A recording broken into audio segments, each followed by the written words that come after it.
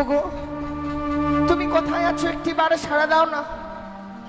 দেখো না আমাদের এই বাসরঘর যেন অন্ধকার হয়ে গেছে। সে কি আমার ডাকে যেন আমার স্বামী সাড়া দিচ্ছে না। তবে কি সত্যি সে স্বপ্ন দেখলাম? সত্যি আমার স্বামীকে ওই পদ্মার কালিয়ানাগিরি দংশন করেছে?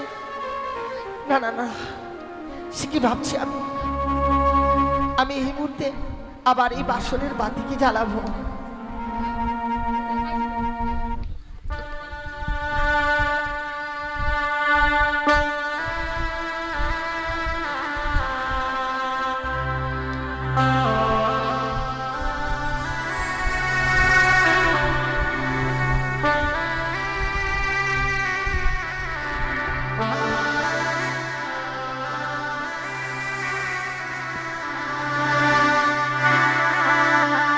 ওরে নিভিল বাসনের বাতি,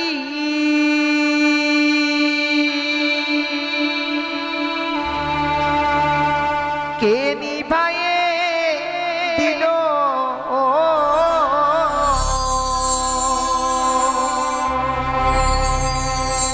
ওরে মানিক রতন বাতি আমার কে হরিয়ারে নিল? বাতি জ্বলিয়া জ্বলিছে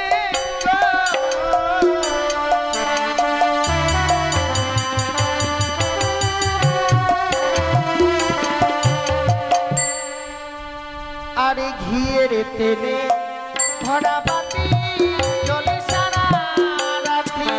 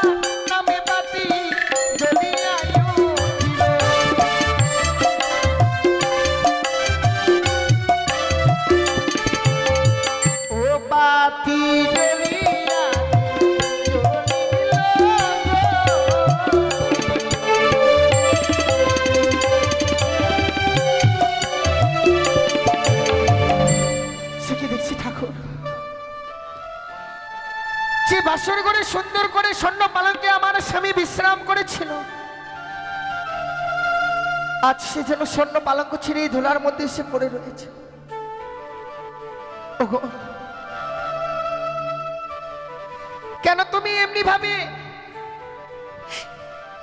সেই স্বর্ণ পালঙ্ক ছিঁড়ে ধুলার মধ্যে এসে পড়ে রয়েছ? একটিবার চলো না, বাবা মা আমাদের জন্য স্বর্ণ পালঙ্ক তৈরি করে দিয়েছে বাসর ঘরে, তুমি সেই স্বর্ণ পালঙ্কে গিয়ে বিশ্রাম করবে। কতবার ডাকছি তবু তুমি সাড়া দিচ্ছ না। ওগো অভিমান করেছো তাই না? জানো স্বামী, তুমি যখন আমায় রন্ধন করে আনতে বলো, তোমার জন্য আমি রন্ধন করে এনেছিলাম, কিন্তু যদিও রন্ধন কোনোদিনও করিনি তাই রন্ধন করে আনতে একটু বিলম্ব হয়েছিল। এসে দেখছি তুমি যেন স্বর্ণ পালঙ্কে ঘুমিয়ে পড়েছো। কথা কি বলে জানো? কাঁচা ঘুমে স্বামীকে জাগিয়ে দিলে স্বামীর আয়ু কমে। প্রাণের ভয়ে আমি তোমায় জাগাতে পারিনি গো। তখন তোমার আমি পদসেবা করেছিলাম, কিন্তু কোথা থেকে যেন নিদ্রা দেবী এসে আমার দুই নয়নে ভর করল। ঘুমের জ্বালা আমি আর সহ্য করতে পারলাম না। শতবার ডাকলাম, তুমি আমার ডাকে সাড়া দিলে না। তাই বাসর ঘরে আমি ঘুমিয়ে পড়েছিলাম। কিন্তু এই বাসর ঘরে হঠাৎ করে স্বপ্নযোগে জানতে পারি, এই বাসর ঘরে পদ্মার কালিয়ানাগিনী প্রবেশ করে তোমায় দংশন করেছে। বাসনের বাতিকে জ্বালাবার পর থেকে তুমি স্বর্ণ পালকে নেই, এই ধুলার মধ্যে পড়ে রয়েছে। ওগো, অভিমান করো না। বাবা মা আমাদের জন্য স্বর্ণ পালক দিয়েছে, একটিবার চলো না সেই স্বর্ণ পালঙ্কি বিশ্রাম করবে। এভাবে যদি তুমি অভিমান করে থাকবে এই বাসর ঘরে, আমি আমার মনের কথা কার কাছে প্রকাশ করে বলবো? তুমি ছাড়া যে এই বাসর ঘরে আমার আর কেউ নেই গো। ওগো, একটিবার সাড়া দাও। বেশ, তুমি যখন আমার ডাকে সাড়া দেবে, হয়তো তুমি মন থেকে ক্ষমা করতে পারছো না আমায়। দেখো, আমি তোমার দুটি চরণ ধরে তোমার কাছে ক্ষমা চেয়ে নিচ্ছি। শুধু আজকের জন্য এই হতভাগীকে তুমি ক্ষমা করে দাও, তুমি ক্ষমা করে দাও প্রভু। সে কি? কি হয়েছে তোমার? কেন তোমার এই ভাই ভাইয়ের কনিষ্ঠ আঙ্গুল দিয়ে রক্তের ধারা বয়ে যাচ্ছে? ওগো, তুমি বলো না কি হয়েছে তোমার? কেন তোমার ওই বাপ ভাইয়ের কনিষ্ঠ আঙ্গুল দিয়ে রক্তের ধারা বয়ে যাচ্ছে? স্বামী, তুমি সাড়া দাও না, একটিবার তুমি সাড়া দাও। কেন তুমি আমার সঙ্গে কথা বলছো না? তোমার ওই বাপায়ের কনিষ্ঠ আঙ্গুল দিয়ে রক্তের ধারা বয়ে যাচ্ছে। তুমি কি সত্যি তোমায় সর্বে দংশন করেছে? ওগো, তুমি ছাড়া না, একটিবারে ছাড়া না। না,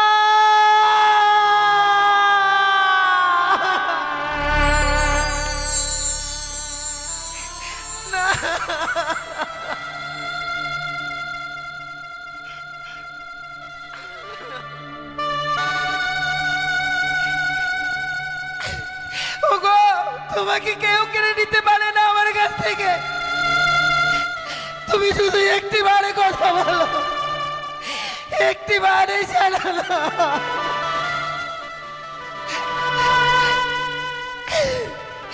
এটা কোন? আমি তোমার কাছে কি অপরাধ করেছিলাম? কেন তুমি এই বাসর ঘরে আমার স্বামীকে কেড়ে নিলে? কোনদিনও তোমার কাছে কোনো অন্যায় করিনি আমি। এ বিধি, তোমার কাছে কি অপরাধ করেছিলাম? কি পাপ করেছিলাম আমি, যে পাপের প্রায়শ্চিত্ত করবার জন্য এই বাসর ঘরে ছুটে এসেছি আমি? একটিবার মেরে না।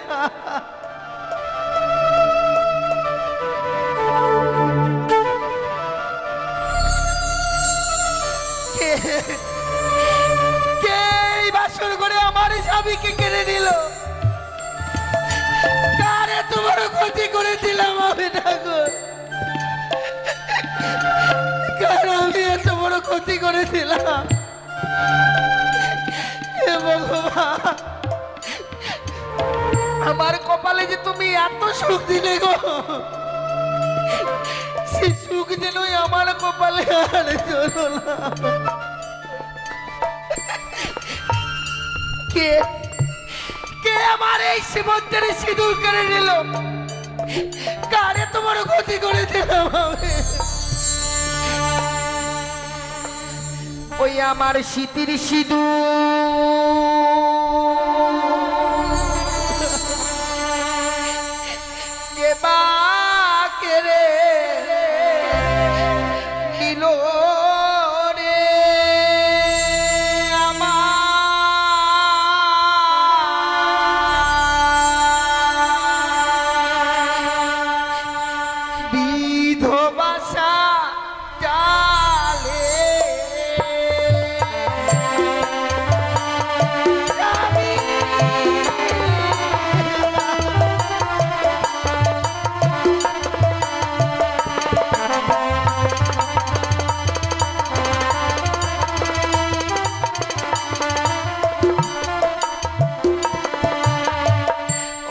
আমার স্মৃতির সিধু কে বাকে রে নিগরে ওই আমায় বিধবা চা গেলে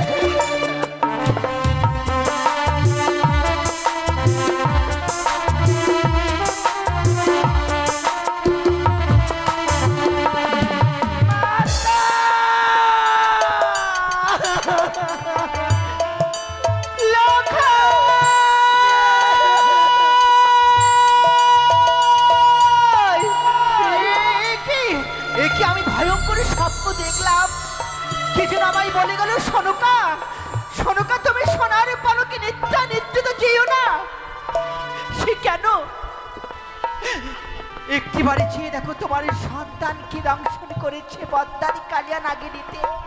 না না না না, এ কোনোদিন হতে পারে না। আমার সন্তানকে বদ্দারি কালিয়া নাগিনীতে দংশন করতে পারে না। সনকা, সনকা, একই সনকা, আজ তুমি আমাকে না জানিয়ে একাকিনী কোথায় চলেছো গো সনকা? সত্যি গো, তোমায় না জানিয়ে আমি সোনারে পালঙ্ক থেকে ছুটে এসেছি। কিন্তু কেন সনকা? জানো গো জানো, আমি কি ভয়ঙ্কর স্বপ্ন দেখলাম। একই সনকা, কি যেন আমার স্বপ্ন যোগে জানিয়ে দিয়ে গেল। সনকা, সনকা, তুমি আর ঘুমিয়ে থেকো না, একটুবারে গিয়ে দেখো ওই বাসুর ঘরে আমাদের সন্তানকে নাকি পদ্মারে কালিয়া নাগিনীতে দংশন করেছে। না সনকা না, এ তুমি বলো না সনকা, এ তুমি বলো না, এ যে কোনোদিন সম্ভব হতে পারে না গো সনকা। কেন বুঝতে পারছো না তুমি? স্বপ্ন যে কোনোদিন সত্যি হয় না গো স্বামী, নিশিযোগের স্বপ্ন তো মিথ্যে হবার নয়, তাহলে কি আমি ভুল স্বপ্ন দেখেছি? হ্যাঁ সনকা, তুমি জানো স্বামী, এই বৃদ্ধা বয়স আমি সপ্তপুত্রীর জননী, ছয়টি সন্তানকে হারিয়ে যাওয়ার পর আমি শ্রীমান দুর্লভ লক্ষিন্দরকে সব কিছু ভুলে, যে লক্ষিন্দরকে আমি এক মুহূর্ত না দেখলে আমি থাকতে পারি না, লক্ষিন্দর আমার নয়নে মনি, আমার অঞ্চলের নিধি। ওগো, ওগো, তুমি আমায় নিয়ে চলো না। না সনকা না, এ হয় না সনকা, এ হয় না। এই মুহূর্তে যে বাসর ঘরের মধ্যে পুত্র পুত্র বধূকে তুমি নিজ নয়নে দর্শন করতে পারবে না গো। কেন পারবে না জানো সনিকা? ওগো তুমি না বড় মুখ করে বলেছিলে কোষ্ঠী পাথরে যাচাই করে লক্ষ্মী প্রতিমার মতো বধূ মাতা ঘরে আনতে। আমি তো তাই করেছি গো, তোমারই কথা মতো কোষ্ঠী পাথরে যাচাই করে লক্ষ্মী প্রতিমার মতো বধূ মাতা নিয়ে এসেছি ঘরে। আর সেই বধূ মাতাকে আমি করেছিলাম কঠিন আদেশ, বলেছিলাম আমি যত সময় নিশি না হবে প্রভাত, তত সময় এই বাসরের দরজা তুমি কোনো মতেই খুলতে পারবে না। তাই চেয়ে দেখো না গো, এখনো পর্যন্ত যে নিশি প্রভাত হয়নি, এখনো পর্যন্ত যে নিশি প্রভাত হয়ে পূর্ব গগনে সূর্য উদিত হয়নি সনকা। স্বামী, আমি তোমার কোনো কথা শুনতে চাই না, তুমি আমায় নিয়ে চলো না গো। আমি আমি তোমার দুই চরণ ধরে বলছি। সনকা, এই মুহূর্তে হয়তো পুত্র পুত্র বধূকে আমরা বাসর ঘরে নিজ নয়নে দর্শন করতে পারবো না সত্য, কিন্তু অদূর হইতে ডেকে ডেকে তাদের মুখের বাণী হয়তো আমরা অবশ্যই শুনতে পাবো। তাই চলো না গো, একটিবার যুগলে গিয়ে অদূর হইতে পুত্র পুত্র বধূকে ডেকে ডেকে তাদের মুখের বাণী শুনে আমরা পুনরায় যুগলে ফিরে আসবে এই স্থানে। বেশ স্বামী। এসো সনকা। ওগো, ওগো, তুমি একটিবার ছাড়া দাও, আর কিছু সময় পরে নিশি প্রভাত হয়ে যাবে। বাবা রেখে যাওয়ার সময় তোমাকে আমার হস্তে তুলে দিয়েছি গো। আর বারবার বলে গেছি নিশি প্রভাত হয়ে গেলে বাবার হস্তে নাকি তোমাকে আমায় তুলে দিতে হবে। একটিবার যদি নিশি প্রভাত হয়ে যায়, বাবা মারা যদি চলে আসে, বাবা মাকে আমি কি কৈফত দেবো বলতে পার? সনকা, বলো স্বামী। আজ তুমি কিছু শুনতে পাচ্ছ সনিকা? কর্ণপাতে করো তুমি শ্রবণ। ওই শোনো বাসর ঘরের মধ্যে পুত্র পুত্র বধূমর করছে মহানন্দ, সেই আনন্দের নৃত্যের ধ্বনি ভেসে আসছে কর্ণে মো। না, না, না স্বামী, না। আমার মন বলছে আমাদের বেহুলা কাঁদছে। না সনকা না, হ্যাঁ। সনকা, এ তুমি কি বলছো? বধূমাতা কেন কাঁদবে এই বাসর ঘরে? ও সনিকা, তোমার মনে যখন সন্দেহ জেগেছে, তাই তো পুত্র বধূকে একটিবার ডেকে ডেকে আমি বাসরের দরজাখানা খুলে দিতে বলি। বেশ স্বামী। বৌমা, কে? মাগো, আজ একটিবারের জন্য দাও না তোমার ওই বাসরের দরজা খুলে বৌমা। বাবা, আপনারা চলে এসেছেন বাবা? হ্যাঁ বৌমা, হ্যাঁ। নিশি প্রভাত হয়ে গেছে, তাই আপনারা চলে এসেছেন। আমাকে ওই বাসনের দরজাখানা খুলে দিতে হবে। হ্যাঁ বৌমা। না বাবা, কিন্তু কেন বৌমা? আমি ওই বাসনের দরজাখানা খুলে দিতে পারবো না গো। সনকা, স্বামী, আজ শুনতে পাচ্ছ বধুমাতা কি বলেছি? ওই বাসরের দরজা নাকি সে আমার ডাকে খুলে দিতে পারবে না। তোমাকে আমি পূর্বেই বলেছিলাম সনিকা, ওই বধুমাতা আমার সেই কঠিন আদেশ অমান্য করে এই বাসরের দরজা খুলে দিতে পারবে না গো। সনিকা, তুমি একটি কাজ করো না গো। আমি না হয় বধুমাতাকে করেছিলাম কঠিন আদেশ, যার জন্য বধুমাতা আমার আদেশ অমান্য করে বাসরের দরজা খুলে দিতে পারছে না। কিন্তু তুমি তো তাকে কোনো কঠিন আদেশ করেন গো। তুমি একবার বধুমাতাকে ডেকে ডেকে বাসরের দরজাখানা খুলে দিতে বলো না। আমার মন বলছে তোমার ডাকে বধুমাতা সত্যই এই বাসরের দরজা খুলে দিতে পারবে। বেশ স্বামী, আমি ডাকবো। আমি বৌমাকে লক্ষ্মীকে ডাকবো। আমি যদি ডাকি বৌমাকে সারা দিতেই হবে। বধূমা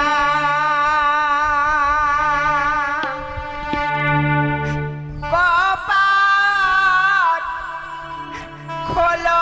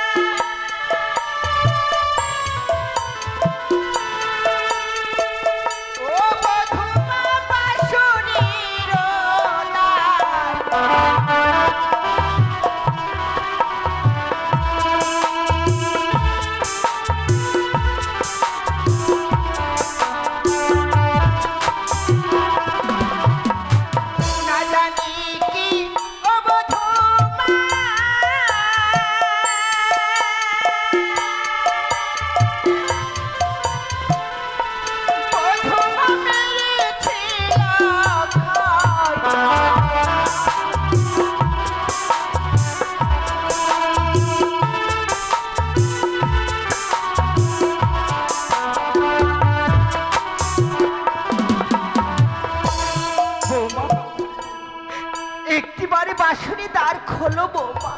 এই বাসর ঘরের দরজাখানা খুলতে পারবো না গো। সে কেন বৌমা? আর সত্যি যদি আমায় এই বাসর ঘরের দরজাখানা খুলে দিতে হয়, বাবাকে যে আমার সঙ্গে 3 সপ্তাহ অঙ্গীকার করতে হবে। সনকা, ওগো তুমি শুনলে? হ্যাঁ সনকা, হ্যাঁ তোমায় নাকি 3 সপ্তাহ অঙ্গীকার করতে হবে বৌমার সহিত। সনকা, আজ আমি শ্বশুর ঠাকুর হয়ে এই বাসর ঘরের মধ্যে বধুমাতার সঙ্গে করতে হবে 3 সত্য অঙ্গীকার। হ্যাঁ স্বামী, আমি করবো সনিকা, আমি করবো। আমি ওই বধুমাতার সঙ্গে 3 সত্য অঙ্গীকার করবো। বৌমা, জানি না কেন আজ শ্বশুর ঠাকুর হয়ে তোমার মতো বধুমাতার কাছে করতে হবে আমার 3 সত্য অঙ্গীকার। বাবা, আমি কথা দিচ্ছি বৌমা, আমি সত্য সত্যই আজ তোমার সঙ্গে করিব 3 সত্য অঙ্গীকার। আপনি শুধু বাসরের বাইরে থেকে আমায় কথা দিন বাবা। বলো বৌমা। এই নিশি প্রভাত হয়ে গেলে আপনার কাছ থেকে আমি যা চেয়ে নেব আপনি আমার হস্তে তুলে দেবেন। বৌমা, আজ তুমি এভাবে আমাকে কেন বলছো মাগো?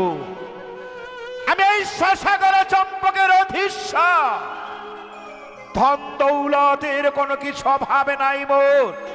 তাই আমি কথা দিচ্ছি বৌমা, যা চাইবে এই বাসর ঘরের মধ্যে তাই হাসি মুখে দানিব তোমারে। শুধু একটিবারের জন্য দাও না তোমার এই বাসরের দরজা খুলে। বেশ বাবা, আপনি যখন কথা দিয়েছেন আমি এই মুহূর্তে এই বাসরের দরজাখানা খুলে দেব। খুলে দিলাম বাবা, বৌমা খুলে দিলাম আমি এই বাসরের দরজাখানা। একই বৌমা, বাবা, তোমার নয়নে বহিছে জল, কিন্তু কেন বৌমা? বাবা, কেন নয়ন বাড়ি বরিশন করিয়া কাঁদিস তুমি এই বাসরের মধ্যে? কি হয়েছে তোমার বৌমা? আমি যে বড় নিরুপায় হয়ে গেছি বাবা। কিন্তু কেন বৌমা? আপনি কি যে আমি কথা দিয়েছিলাম সে কথা আমি রাখতে পারিনি বৌমা, আজ তুমি আমার কোন কথার কথা বলছো আমি তো কিছুই বুঝতে পারছি না। আপনি আমায় সারাটা নিশ্চিত জেগে থাকতে বলেছিলেন এই বাসর ঘরে। হ্যাঁ পারিনি বাবা, বৌমা, তুমি কি বলছো বৌমা? পারিনি আমি সারাটা নিশ্চিত জেগে থাকতে, তাই স্বামী আমার সঙ্গে যেন আর কথা বলছে না বাবা। বৌমা, না বৌমা না, হে কি করে হয় বৌমা, কি করে হয়? আজ তুমি এই নিশি প্রভাত ঘুমিয়ে পড়েছো বলে আজ আমার পুত্র লখাই তোমার সঙ্গে কথা বলছে না। না বাবা, হে যে আমি বুঝতে পারছি না বৌমা, কেন আমার লখাই আজ কি অভিমানে তোমার সঙ্গে কথা বলছে না মাগো? জানি না বাবা। ওগো সনকা, স্বামী, বড় অভিমানী পুত্র বড় লখাই একাকিনী রেখে গিয়েছে এই সাঁওতালে পর্বতে লৌহ বাসর ঘরে। তাই তো হয়তো আমাদের ওপর অভিমান করে আমার ওই পুত্র লখাই শেষ পর্যন্ত আমার এই বধূ মাতার সঙ্গে কথা বলছে না গো। স্বামী, ওগো সনেকা, আমরা তো তাদের বৃদ্ধ পিতা মাতা, তাই চলো না গো, বৃদ্ধ পিতা মাতা যদি একটিবার লখাই লখাই বলে ডাকে এই বাসর ঘরে, তাহলে যে পিতা মাতার ডাকে পুত্র লখাই সাড়া না দিয়ে থাকতে পারবে না গো সনেকা। তা তো দিতেই হবে স্বামী।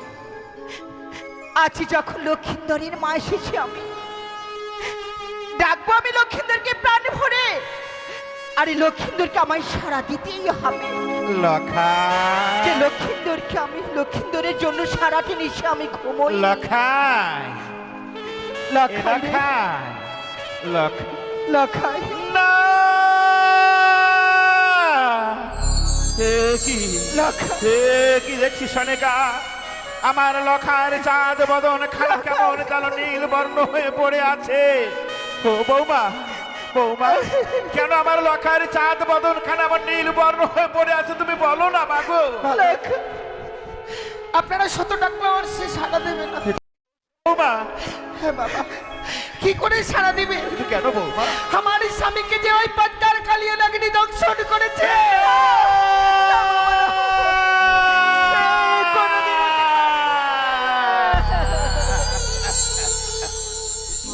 আমার সন্তানকে পদ্মারে কালিয়া নাগরিতে দংশন করতে পারে না। লখাই, লখাই রে, কি বলছিস? দেখ লখাই, আমি তোর মা এসেছে, শুধু আমি একা নয়, এ লখাই, তোর বাবাও এসেছে। লখাই রে, এ কি করে সম্ভব রে লখাই, এ কি করে সম্ভব? তুই আমাদেরকে ছেড়ে যেতে পারিস না লখাই।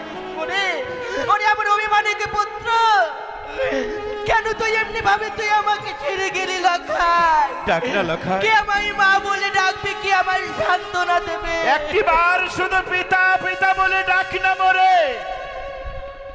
দেখ লখাই, আমি তোর পিতা, তোদেরকে নিয়ে যেতে এসেছি এই সোনার চম্পকে নগরী। নেই লখাই, নেই সনেকা নেই, আমার লখাই যে আজ আর নেই। ও গো ঠাকুর, কেন তুমি আমার সন্তানকে কেড়ে নিলে? আমার সন্তানকে কেড়ে নেওয়ার আগে তুমি আমায় কেন কেড়ে নিলে না? পারলাম না সনেকা, আজ শত চেষ্টা করেও আমার লখাইকে আমি ধরে রাখতে পারলাম না এই চম্পকের নগরী। আর কোনদিন আমার পুত্র লখাই আমাদের সঙ্গে কথা বলবে না গো সনেকা, আর কোনদিন কথা বলবে না। লখাই রে,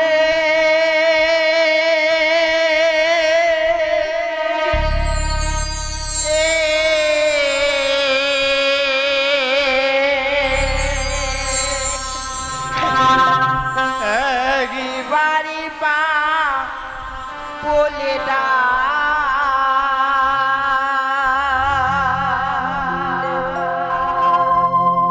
লখাই রে,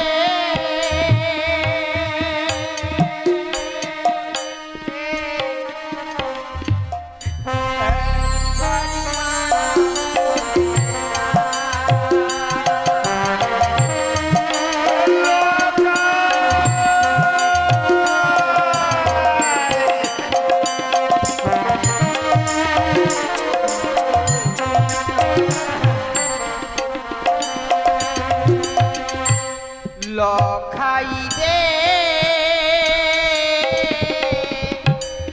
একবারই মা বলে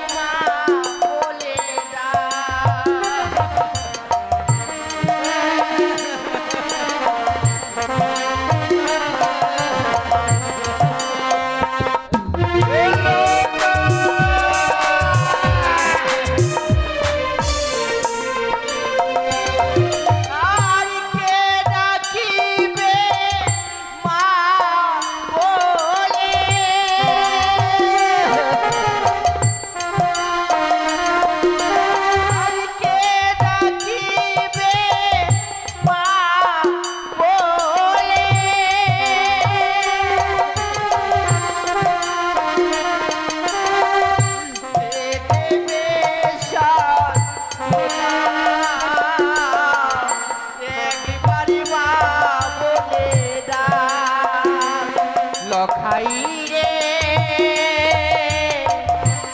একবারই মা বলে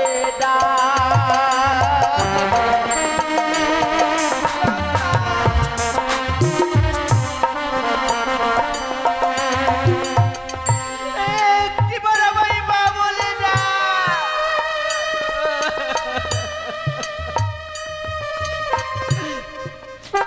স্বামী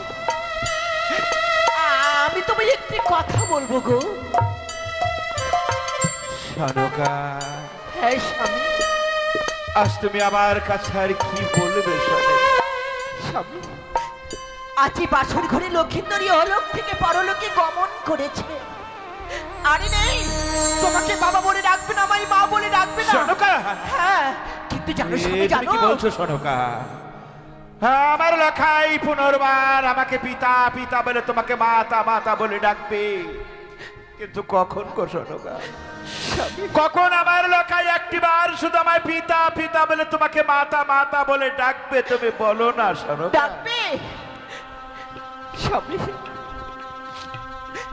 তুমি শুধু একটিবার, হ্যাঁ তুমি শুধু একটিবারে মা মনসার চরণে পুজো করো। আমি তোমার দুই চরণ ধরে বলছি, তোমার স্পর্ধা, তোমার ওই চ্যাংমুড়ি কুচক্রিকানির নাম আমার সন্মুখে পুনর্বার করিয়াছ উচ্চারণ। না সনিকা না, এইবার আর তোমাকে আমি কোনো মতে ক্ষমা করতে পারবো না। বেরিয়ে যাও, বেরিয়ে যাও সনিকা, এই বাসুর ঘর পরিত্যাগ করে তুমি বেরিয়ে যাও আমার সন্মুখ। আমি বেরোবো না, আমি বাসর ঘর থেকে বেরোবো না, আমি লক্ষেন্দরকে ছাড়া আমি কোথাও। সত্যই যদি বাসর ঘর পরিত্যাগ করে না যাও তুমি চলে, তাহলে তুমি কি করতে জানো সনেকা? এই বাসর ঘরের মধ্যে তুমি শুধু আমার মারা মুখ করতে জানো।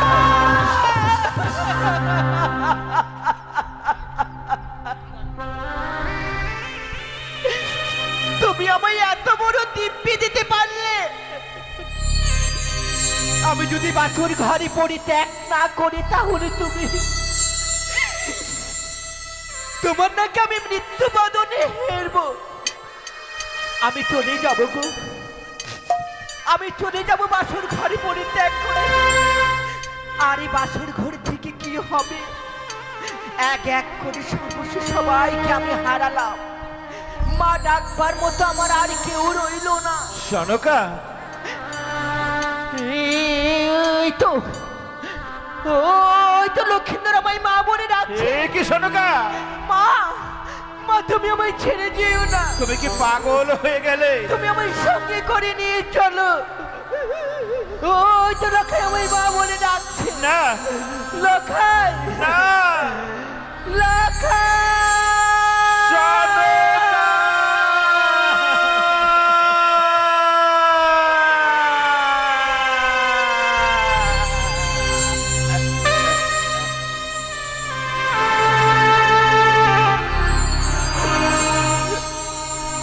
বৌমা, বাবা,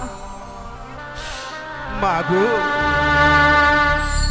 আজ আমার বংশের শেষ প্রদীপ এই প্রাণাতিকে দুর্লভ লক্ষা, বাবা,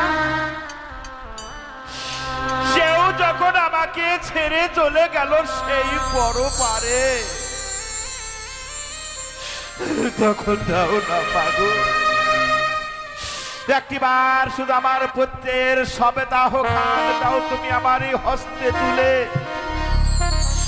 আমি আমার পুত্রের সবেদাহ আমার এই বক্ষে জড়িয়ে ধরে মহানন্দে নৃত্য করতে করতে ছুটে যাব ওই শ্মশান মন্দিরে, আর ওই শ্মশান মন্দিরে গিয়ে নিজ পুত্রের সবেদাহের সৎকার করিব নিজ শ্বশুর বাবা গো, ও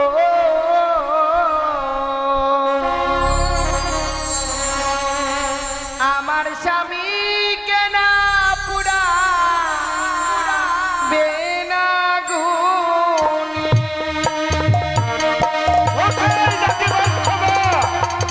এই মুহূর্তে নিলাম আমার পুত্রের সবেদাহ খান, নিয়ে গিয়ে শুধু তুলসী তলায় বড় দিবা। ও শ্বশুর বাবা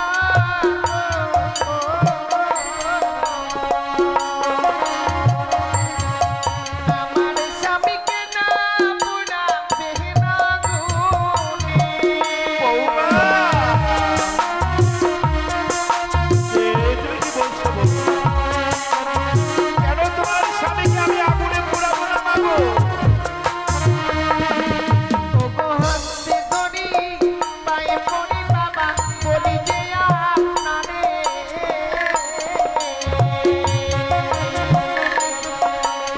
মৃত স্বামী ওগো বাবা লিখে দিন আমারে।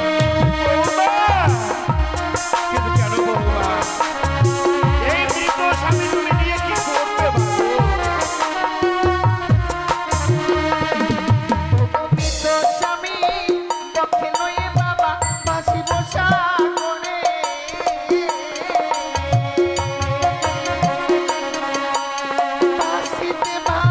শীতে বাবা যাব দেব পুরে। এ তুমি কি বলছো বৌমা? না বৌমা, এই তো সাধারণ মানুষ নয় মাগো, এই তো সাধারণ মানবের কাছে নয়। আমার মৃত স্বামীকে আমায় ভিক্ষে দিন। মৃত স্বামীকে বক্ষে লয়ে আপনার সাগর জলে ভাসতে ভাসতে যাবো আমি সেই দেবতা নগরে। প্রত্যেকটি দেবতার কাছে স্বামীর প্রাণে ভিক্ষে চাইবো। কি অপরাধ করেছিলাম আমি তাদের কাছে যে আমার স্বামীকে কেড়ে নিল। বৌমা, আজ তোমার মৃত স্বামীকে নিয়ে ভাসতে ভাসতে যাবে তুমি অমলার সাগরের জলে। সত্যি বাবা, কিন্তু বৌমা, তার অগ্রিজে তোমাকে একখানা কাজ করতে হবে বৌমা। কি কাজ করতে হবে বাবা? যেমন কি কাজ তোমাকে করতে হবে জানো মাগো? সে দেখো তো বধূ মাতা, এখনো পর্যন্ত না তোমার সর্বাঙ্গে রহিয়াছে কত অষ্ট অলঙ্কার। আজ সত্যই যদি মৃত স্বামী বক্ষে নিয়ে ভাসিতে যাও তুমি সেই অমলার সাগরের জলে, তবে এই মুহূর্তে সমস্ত অষ্ট অলঙ্কার খুলে বলে দান করতে হবে। বাবা, আপনি আমার কাছ থেকে এই অলঙ্কার চেয়ে নিন। এই অলঙ্কার আমি অনেক পূর্বেই পরিত্যাগ করে দিয়েছি, কারণ যে নারীর স্বামী থাকে না সে নারীকে আর কোনো অলঙ্কারে মানায় না। বাবা, বৌমা, আপনি তো আমার কাছ থেকে অলঙ্কার চেয়ে নিচ্ছেন, আমি এক এক করে সমস্ত অলঙ্কার আমি আপনাকে দিয়ে দেব। তুমি কি বলছো বৌমা? হ্যাঁ বাবা, আমি সমস্ত অলংকার খুলে দেব। আপনি কিছু সময় শুধু অপেক্ষা করুন। বেশ বৌমা। উইয়ামা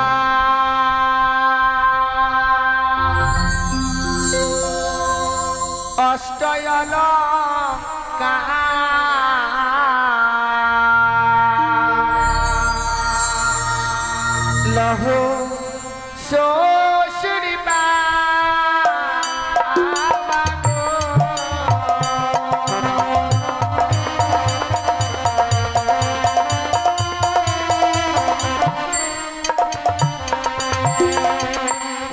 আমার অষ্টয়লহ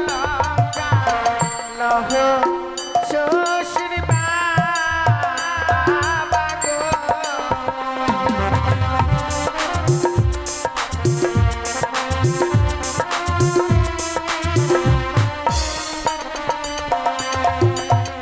ওই অপি বাবা গো,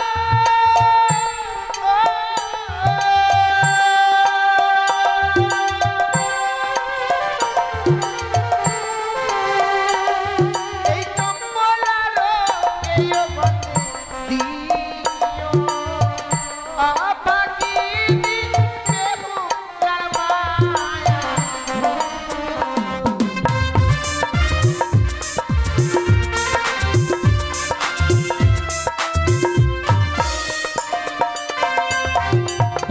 ওই আমার গলার মালা লহ শ্বশুর বাবা গো।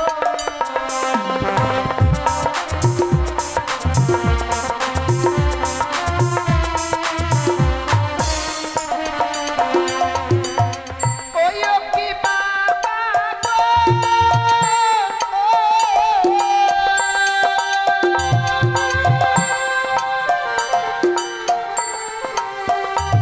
এই কমলারো স্বর্ণ কানে দিও আপাকিনি বেহুলার মায়া।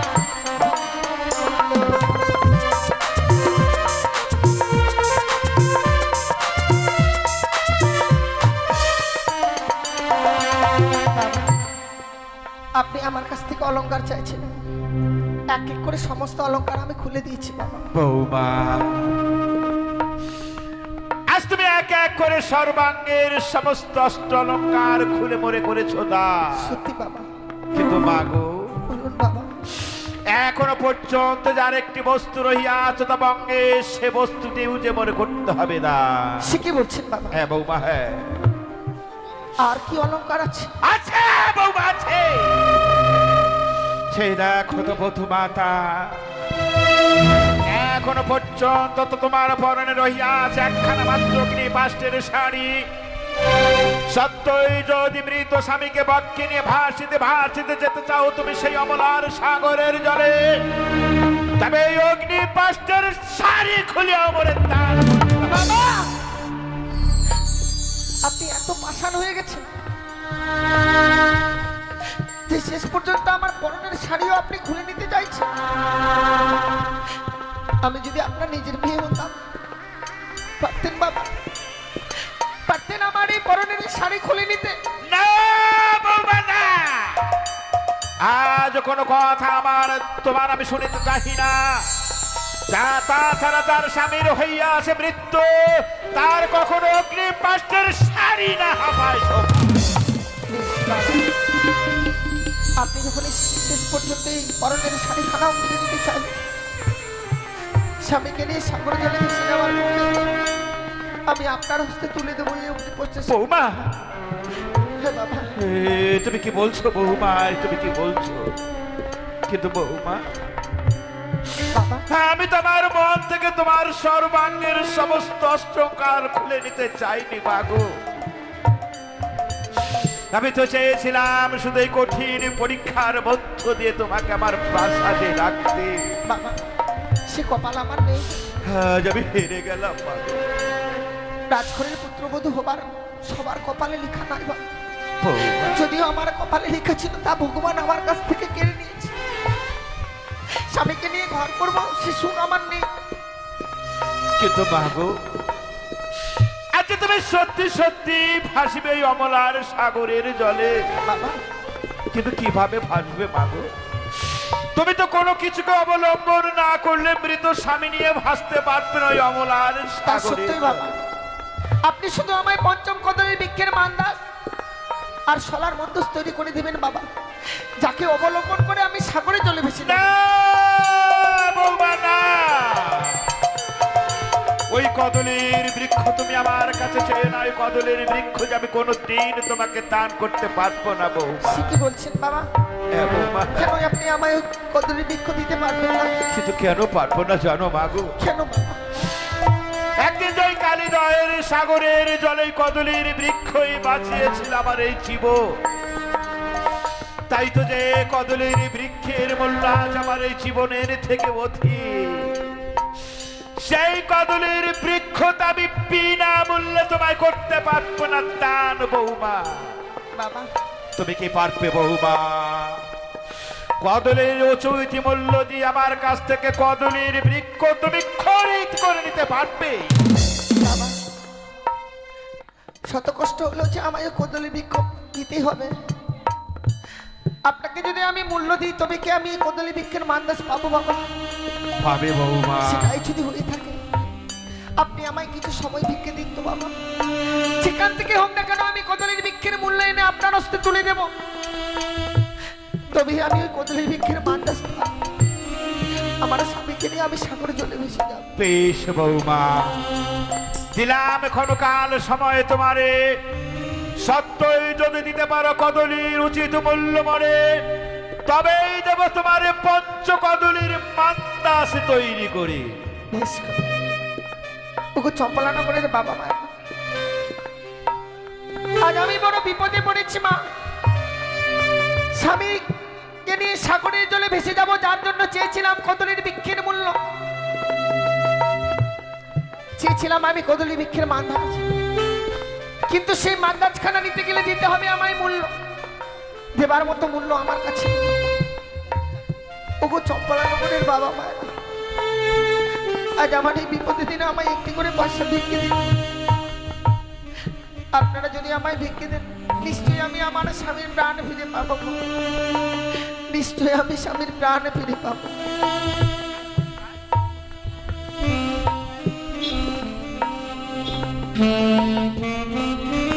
আমায় একটি পয়সা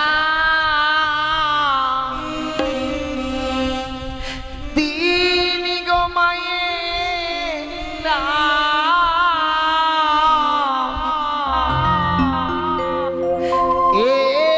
একটি পয়সা দিন।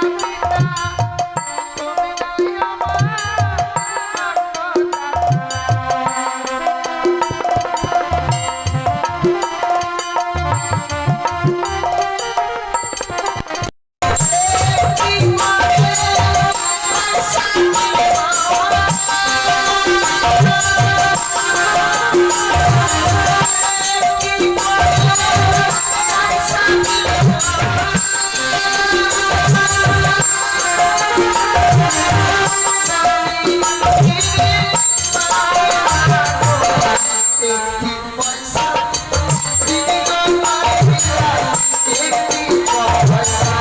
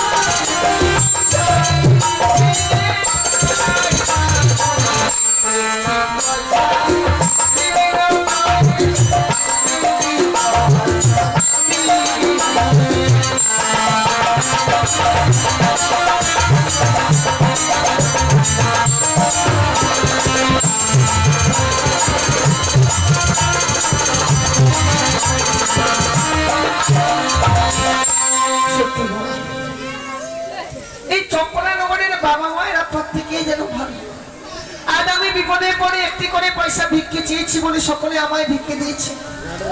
আজ আমি ঠাকুরের কাছে কামনা করে ঠাকুর, সে বাবা মায়েরা আমারই বিপদের দিনে আমায় ভিক্ষে দিয়েছে, সে বাবা মায়েরা মেয়েরা যেন আমার মতো কোনোদিনও বিধবা না হয়, আমার মতো যেন স্বামীকে না হারায়।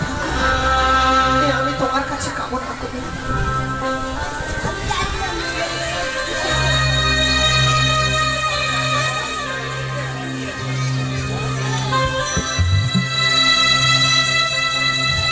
বাবা, আমি কত ভিক্ষের মূল্য এনেছি গো। দাও বৌমা, আজ কদলের বৃক্ষে উচিত মূল্য তুমি দাও বৌমা। আজ তুমি সত্যি সত্যি চম্পকনগরের প্রত্যেকটি প্রজাবর্গের কাছে ভিক্ষে করে শেষ পর্যন্ত আমার হস্ত তুমি কদলীর উচিত মূল্য তুলে দিয়েছো। এই মূল্য না করে দিচ্ছে আমি এই কদলী বৃক্ষের মার কাছে পাবো না। তাছাড়া যে আমি স্বামীকে নিয়ে সাগরে জলে ভেসে যেতে পারবো না। দেখো বৌমা, আর যখন সত্যি সত্যি তুমি আমাকে পঞ্চ কদলীর উচিত মূল্য দিয়েছো, তাই যে এই মুহূর্তে কদলীর মান্দাস আমি তুলে দেবো তোমার হস্তে। দেখো বৌমা, আজ আমি সত্যি সত্যি পঞ্চ কদলীর মান্দাস দিয়ে তোমাকে ভাসিয়ে দেই সেই অমলার সাগরীর জল।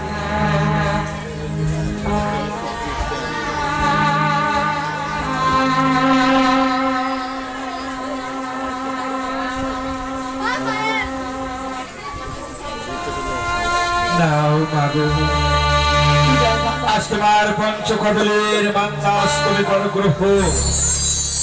আচ্ছা বধূ মাতা, তুমি যদি সত্যি হয়ে থাকো সতী, তাহলে তোমার সতীত্বের বলে এই পঞ্চকদলের মান্দাস এই গুঞ্জরিয়ার ঘাট হতে ভাসিতে ভাসিতে তুমি সদাই উত্তরের দিকে ধাবিত হবে।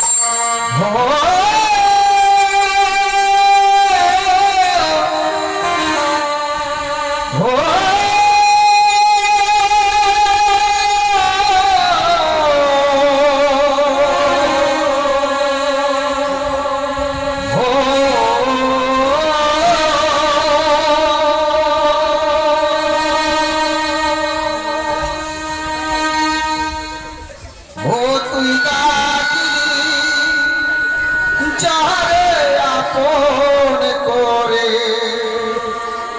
সে তো অসহায় মনের মানুষকে